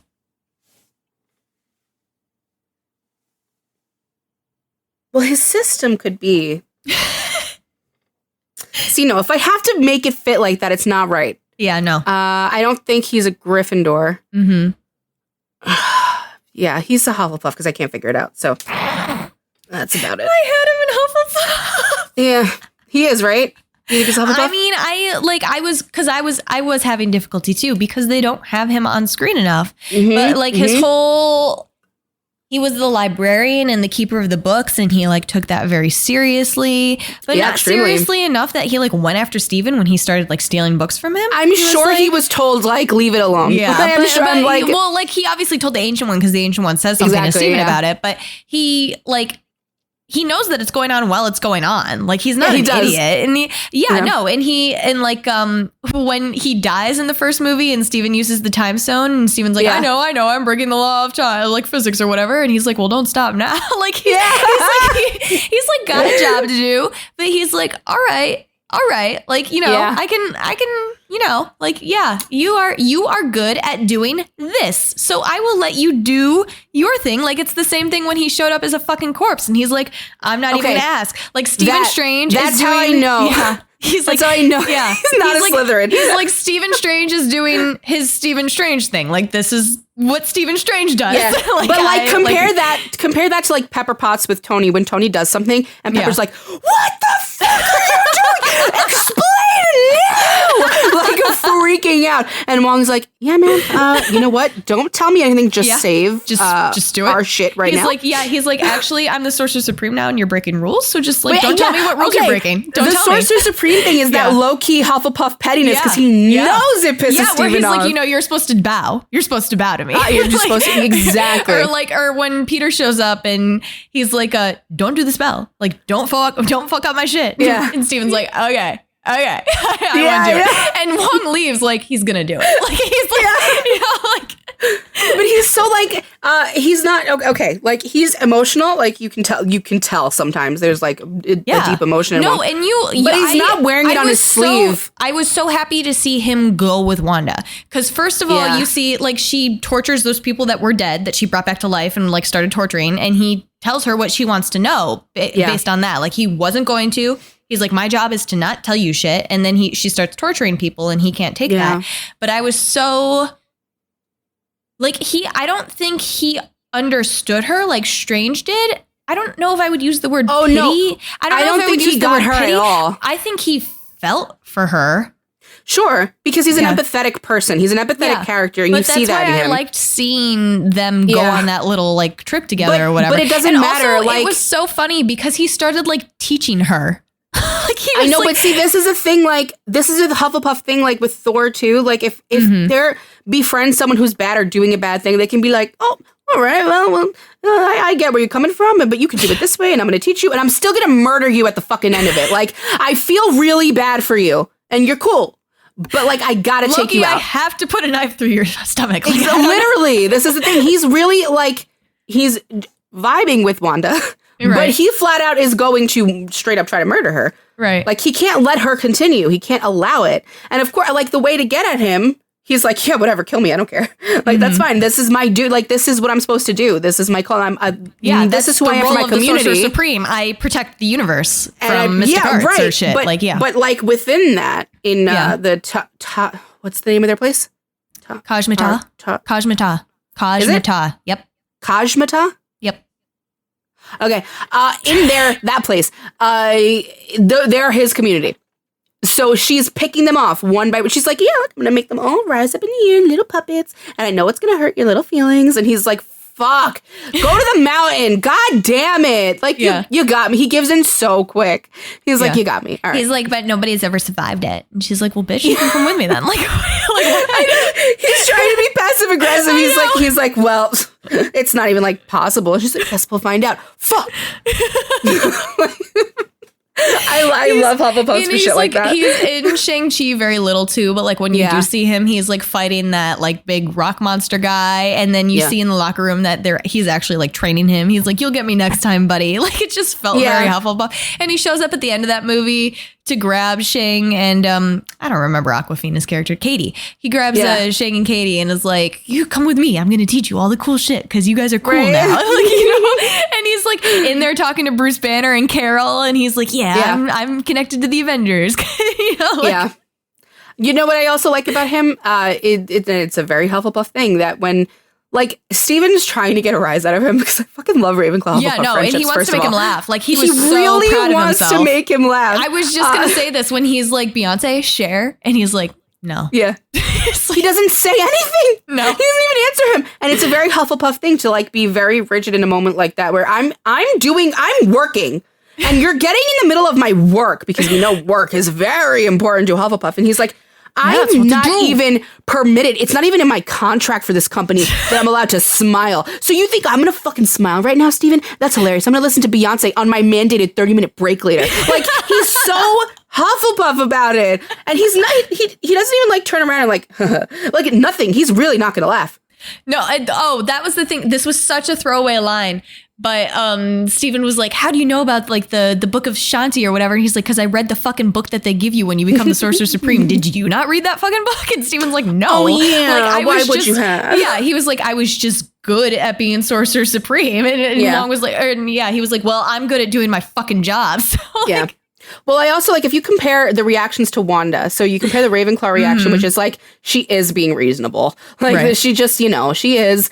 His is very much like, can you not see that your kids are going to be loved and taken care of? And how is that not enough for you? And it's the reverse of the problem that I have with Hufflepuffs, where I don't understand the way they react to things. I watched it happen in reverse. He reverse Uno carded me. He's looking at the Gryffindor and he's like, I don't get it. Like, I actually don't get you, lady. Why does it have to be you? He's like somebody else. Are you not embarrassed? Who has already filled that role and is good at it is doing at it. And she's like, but no. He would flat out like, this is a me-centric universe. If this was Dr. Phil, he'd be in the audience and he'd be like, Wanda, and I don't even think you are a good mom. Like, I don't even think you are best suited for this, actually. Like, Wong would flat out be like, let's just like look at your actions. And you think those are the actions of a good mother? Like very passive aggressive. That's what he's saying to her in that moment. No, it's straight up that. Is he the one who said to her, like, what are you going to do about the other Wanda? Or was that Strange? That was Steven, I think. Okay. Yeah. I thought it was he said something very along those lines. You know what? I can't remember now. Yeah. But it was the only thing that gave her pause, which was interesting. And I don't know. I like, this is calling back to Steven that Hannah didn't understand. And I thought it was so funny because she was like, why was it only He is like a little bit of a hypocrite, but he's logicking around it. Right? He's allowed because he's right about everything. I know. He's a structure or whatever. But no, because he's going to all these multiverses and all these people are telling him like the Stephen Strange here was bad, or like he's seen it like in the universe that got all fucked up and only Stephen was left, like he bad. But he takes that like before that even happens, because this is how he's thinking about things. This is about how he's like logicking. He's like, I'm going to put Wanda in the mirrorverse and she's going to see a reflection of herself and she's going to see, oh shit, like I look like an evil person. Like I got black tip fingers and I look fucking crazy. And like, she's going to get it. And she didn't. You had to do it through the kid's eyes. And America got that. He didn't quite get that. No, America got that. Well, he also couldn't do it. Well, right. Like America could. And she was. America got it. And I think. She was smart. I think Wong was there too. He saw it. Yeah, I think, but well, you know what though? Stephen did clock. Like he was more, Stephen did clock like she was about to end it, and he said, "No, not yet." He knew. I like don't know if she was about to. I thought she was about to leave her there. Like her plan was, "I'm going to give you what you want. I'm leaving you here." I didn't get that vibe. I think it was flat out spiteful. Like, oh, this is what you want. Okay, I can't beat you, so I'm going to fuck up your whole plan. Like, I'm going to make your kids see what a monster you actually are being. And it worked. But Stephen like needed it to hit really hard. Like he needed them to interact. I know we already sorted Wanda, but that's just very Gryffindor too, that you can't see it through your own eyes because you're going based on your own moral code. She's not going to see her reflection and be like, oh, you're right, I've been evil. She is working through herself. She's like, I am doing the right things. She had to look at herself through her responsibilities eyes and be like, oh shit. Like, that's not what they want from me. Yeah. I mean, I thought it was interesting that she was like genuinely comforted by herself, and it was like a really cool or like nice Gryffindor euphemism where it's like you can heal because your inner fucking bullshit. I was gonna say she was comforted by herself, who was actually moralistically right? Like basically, yeah. With Stephen, it was like the opposite. The other strangers were not comforted. He liked the bad ones because he was like, "You're so fucking stupid." Like, I'm just being bolstered in my opinion that I'm the best one out there. Like, you know, he's like, oh, also, again with the not liking hypocrisy, they fucking murdered that Stephen Strange. And he's like, so then why is there a statue out there, huh? Come on, quickly, why is there a statue? He's then like, quickly explain. Why did you lie? This must not be true because everything I'm seeing does not speak to that truth. And if true, you're dumb. That's really stupid. You should be really embarrassed for yourselves. My Avengers are better. Bye. But he was so funny too. Like, he's like, are you with the Avengers? Are you with S.H.I.E.L.D.? And they're like, we're the Illuminati. He's like, that's stupid. That's a He's like, name. You guys are so dumb. You're actually so dumb. And when Wanda thought they were dumb too, she was like, what? She did. She's like, oh man, what mouth? Oh my god. She was so cool with that shit. I really liked when Stephen first showed up to see Wanda too. Because I don't know, the second he was like, smells real, I was like, he's not buying this. He's not buying this for shit. Right. And then America was like, so you went and told the person who's after me exactly your plan? And he's like, yeah, I did. Duh. Yeah, I drew her out.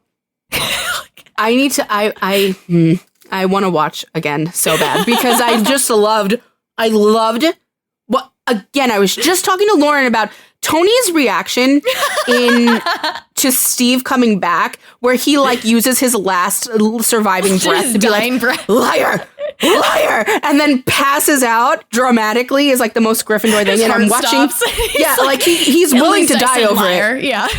And I got to look in his eyes and see that it hurt. Like Wanda was so dramatic and different from a Ravenclaw way. It was very Gryffindor. She's like, I've been as nice as I possibly fucking could for you people. I'm going to find the weakest link and I'm going to hypnotize him and I'm going to fucking kill you all. And she's like, there's always tears in her eyes. She's so emotionally driven. It's wild. It's like she cannot turn it off. And she can't, like, how much of it really is her being possessed and how much of it is like, it's just it's like I said with Demon Dean, like, what's just being unlocked? I think the possessed is just like pushing her over the edge. It's like demon possessed. It's like what happened to him. Like, it's just all the bad parts are just pushed to the surface. And I really think that's what's happening with her. I think everyone's capable of evil shit. So this is what she's capable of. Like, she's a mother. What do you want from us? Like, I'm not a monster. I'm a mother. Yeah. And she was a feminist queen. She said all mothers, all mothers create babies with magic. Feminist queen. I think this might be what Stephen likes about Gryffindors too, is that they're not really hypocritical. They're like, I'm going to be as dramatic as fucking possible about this. And then they are. And he's like, yeah, I respect it. You said it. And then it happened. Like, you know, yeah. Well, look. Tony Stark's like, I will die for the entire world. I will say I'm Iron Man. And Stephen's like, you did it. He's the kind of Ravenclaw that it takes a very kind of specific Slytherin to get along with, because I think he would like argue with Steve Rogers. Like, I don't think they'd think they'd connect. Well, Steve Rogers is a very specific Slytherin. I'm saying though, like, he'd be like Sam Winchester too. Sam would like question him, and then Stephen would get angry. Bent as Stephen. That's what I'm saying. As Steve, so, he's the same bent. Like it's Peter Parker. It's the ones, that's a Slytherin he could get along with. It's the ones who are like, it's the Slytherins who are like, this is how I see the world, and the world has to go this way, but I kind of like twist and turn with it. Like, it's too much. It's too much for like, it's the hypocrisy or whatever. But no, you're right. And I think if we had seen him talk to Nat more, he would have liked Nat. And actually, I would find it so funny to see him speak to Loki. I really would. Oh my God. Actually, you kind of get it when he's speaking to Thor, because he's talking about Loki. I would when he's like, I have been falling for 30. Like, that's the only interaction they have. He doesn't even look at him. Yeah. Like, no, I know. I don't think he can deal with like a dramatic logic person, because he's just like, I don't get you. Like, why are you being so dramatic? You're supposed to be smart. But Hufflepuffs, I think he also finds fucking delightful because they don't have any logic. Yeah, like my genius girlfriend, Dr. Girlfriend, she's fully like, yeah, she memorized things, but really she fixes hearts with her heart. And that's what makes her special. And I think he really likes Hufflepuffs too, obviously, because of Wong. But like, he can't like banter with Wong, you know? No. That's what the cape is for. No. He banters with the cape. I feel like his relationship with Wong is that he's like, I'm a little stronger than you and I'm protecting you. Like, that's what's happening here.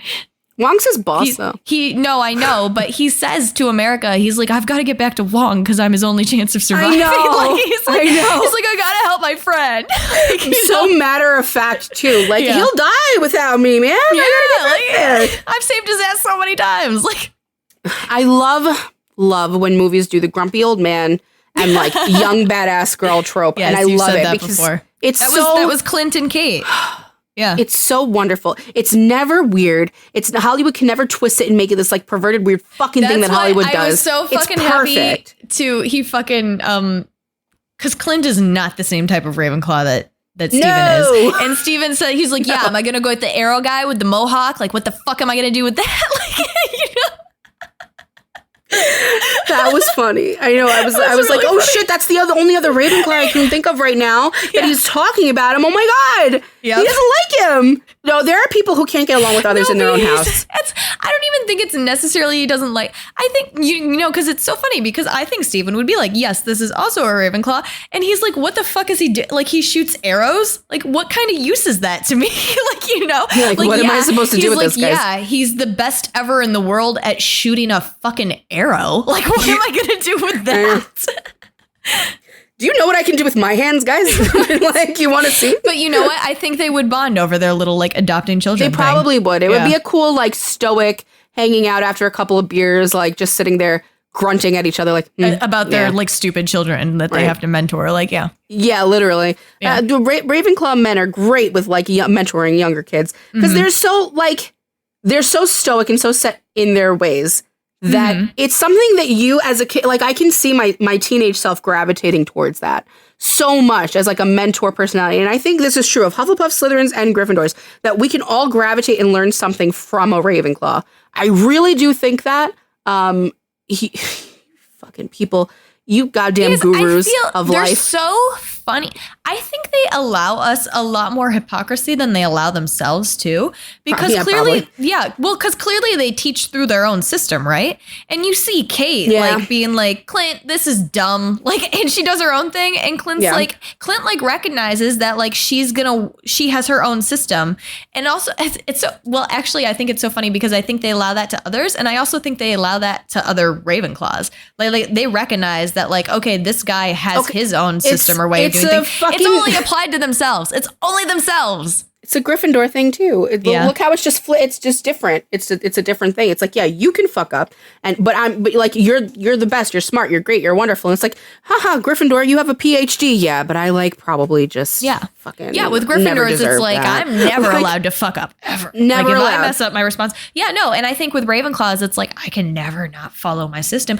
But I think they respect the thinking and the logic of other people. They're like, obviously you have this system for a reason, and obviously I've been teaching you mine. And you're not switching, so that must be the best one for you. Like, right? I mean, clearly I'm doing better than you, but like, you know, do your own thing.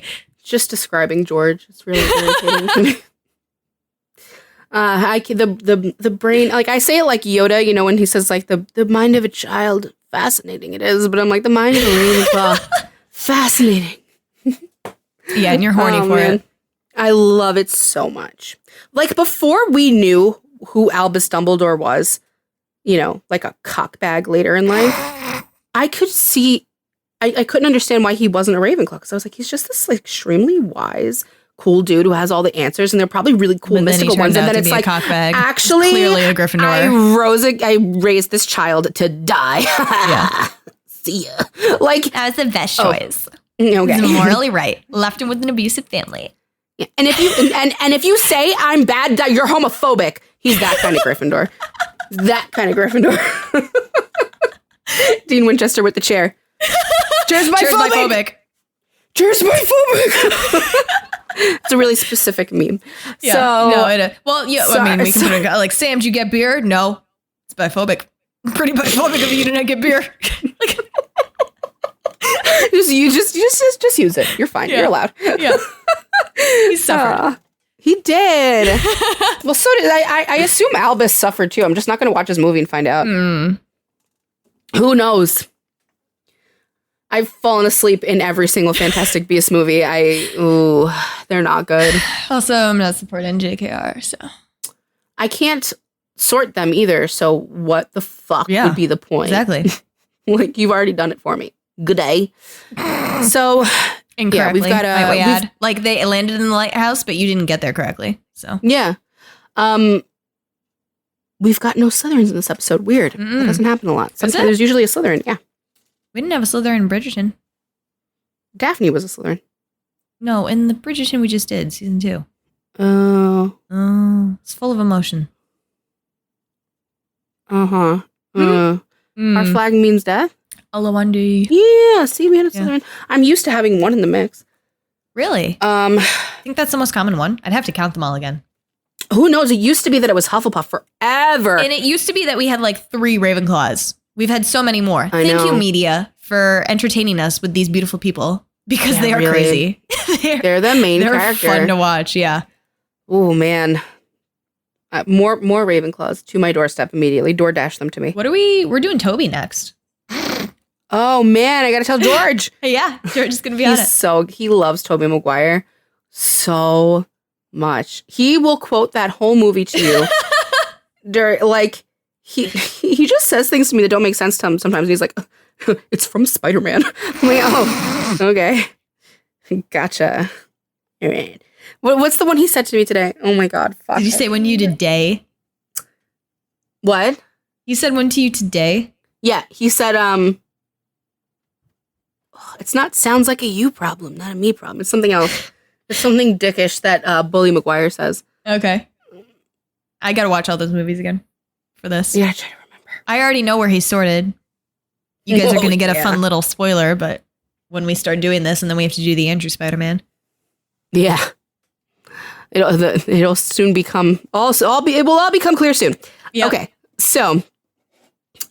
thanks for joining us. Hopefully you saw Doctor Strange 2 before listening to this. Otherwise, gosh. We were upfront about the spoilers. I told you all about his metal corpse bat cape. Well, ghost cape, demon cape. So cool. Don't be not listening to this because you haven't seen the movie. Like, see the movie and then listen to this. Girl, you had to say that at the beginning or in a promo. Well, they're not going to hear. Too fucking bad. All the people that skipped to the end because they were like, there's spoilers here. Yeah, hopefully you land right on this second where she says that. Mm-hmm. That movie was so fucking good. The ending scene, like I said, waiting for after the credits was the best after credits scene Marvel has ever done. And hey, is it true that Harry Styles' power is making people horny? In the Eternals? Yeah. I think so. Oh my God. I was like, in life or in the MCU? Both, I guess. Yeah. He looks like like someone that I could be related to, so it's like I don't get it. Wow, I never would have thought that before you said it. I see pictures of him sometimes and I'm like, if I were a dude, I'd be a sex god. So I don't get it because I don't like me. But that's a great casting choice. Wow, we're not talking about the Eternals ever. No. We're not sorting them ever. I'm never watching that movie again, ever. Fantastic Beasts put me to sleep. The Eternals put me to sleep faster, way faster. Oh my God. I still haven't seen it, I'm gonna be honest. Don't. You're missing nothing. So boring. Okay. Again, thank you for tuning in as always. Stay tuned. Our next episode, as Lauren said, is going to be Tobey Maguire's Spider-Man, which is a huge favorite, I realize obviously. I just said Tobey, but yes, everybody should realize what you know what she meant. He's only done one thing. I think Tobey is the most favorited Spider-Man because he's everyone's first Spider-Man. So, like, after now the new movie came out, people are backtracking and saying Andrew's their favorite when they were like horrible to him. They were awful to him because they were like, you're really Spider-Man. But everyone always liked Tobey except me. And everyone always liked Kirsten Dunst as Mary Jane except me. And so we'll get into that. And I'll be the annoying voice that always disagrees with your opinions. Again, that you've come to accept. So thanks for listening. Hopefully you agree, because if you don't think Doctor Strange is a Ravenclaw, I cannot talk to you. I literally cannot speak to you. I love him to the ends of the earth. And it is fantastic. Because he's a Ravenclaw. It really is. There's no other way to understand him. I cannot. I don't think you can. And I think that's why people don't like him. Because they don't understand that he's a Ravenclaw? Yeah, they're like, he's a fucking asshole. You cannot look at him through any other house lens and be like, yeah. Try to tell me he's like a Gryffindor or something. I'll fucking freak out. So first. Yeah, right? Put him in an emotion. I dare you. See what happens if you come to me and you put Stephen Strange in emotion. No, but he's not a Slytherin. Like, he can't. No, he can't be a Slytherin either. Fucked off from Christine and like expected it to be fine. It's like when I decide to come back, it'll be okay. Oof. Maybe some Slytherins could do that. More so than a Gryffindor or a Hufflepuff. I'll say that. But I think expect it to be okay. We fully come back. Like, there's some work to do here. Yeah, right. Like, well, maybe Ross Geller wouldn't. All right. I don't want to bring up Ross and trigger her. Ross is a bad person. No, he's not. You're a bad person. Leave him alone. He was bullied. All right. So you can find us as usual on Twitter and Instagram, sob_pod. You have something to say? Thank you for Streaming Bubble for giving us 5 stars. Our first 5 stars and comment since. Also, go listen to the Streaming Bubble. Yeah. I know that's the Twitter handle, but I want to make sure that's the podcast. Continue with your where to find my Streaming Bubble. See, I said the. Continue with your. Well, that's it. You know where to find us. If you didn't know where to find us, how did you find this episode? That's kind of weird. Rate us 5 stars on Apple, because Apple's the only thing that matters. Like, ew, do you have an Android? Gross. I actually had an Android for many years. I'm only joking. And her husband insisted that they were better. Yeah. And now we're an Apple family. But like in a few years, I'll get bored and go back to Android. So you can still find leave us on Spotify as well. Yeah, for the beautiful Android listeners out there. Make us your most listened to podcast for the end of the year thingy. Yay, that's really fun. We have so many episodes now. This was 39. Sheesh. Yes. Also, thank you to everybody who listened to the Our Flag Means Death episode, because you guys really liked that episode. Like, people who are not regular listeners, because we got way more people listening to it than we usually do. the first week or two of great show episode. Great time recording it. And we look forward to dipping back into that universe at a later time. Yes, because that crew makeup is fascinating. I have to sort the houses that they're in. I have to sort that guy with the fucking seagulls that I can't remember his name now. Mr. Buttons? Who's your favorite? You did already. I have to. You told me what I have to talk about it. Oh, okay. I have to talk about it at length. All right. Okay, guys. Thanks for listening. We'll see you in 2 weeks for Spider-Man. Tobey Maguire. Thanks again, Tobey. Bye, everybody. Bye. Thank you for listening to Sort of Brilliant. If our sorting choices inspired any rage or excitement, we'd love to hear from you. We're open to feedback, suggestions for characters to sort, and solid counter-arguments with citations. Never forget your citations. You can find us hanging out on Twitter and Instagram at SOB_pod or shoot us an email at sortofbrilliant@gmail.com. And since we're not above begging, please rate and subscribe to Sort of Brilliant on Apple Podcasts, Spotify, and wherever else you listen to podcasts. Please share our posts on social media. And if you're a Gryffindor, maybe you'll inspire sorting fights among your own friend group. The theme music is Hot Shot by Scott Holmes. Can't wait to sort with you again next time. Bye!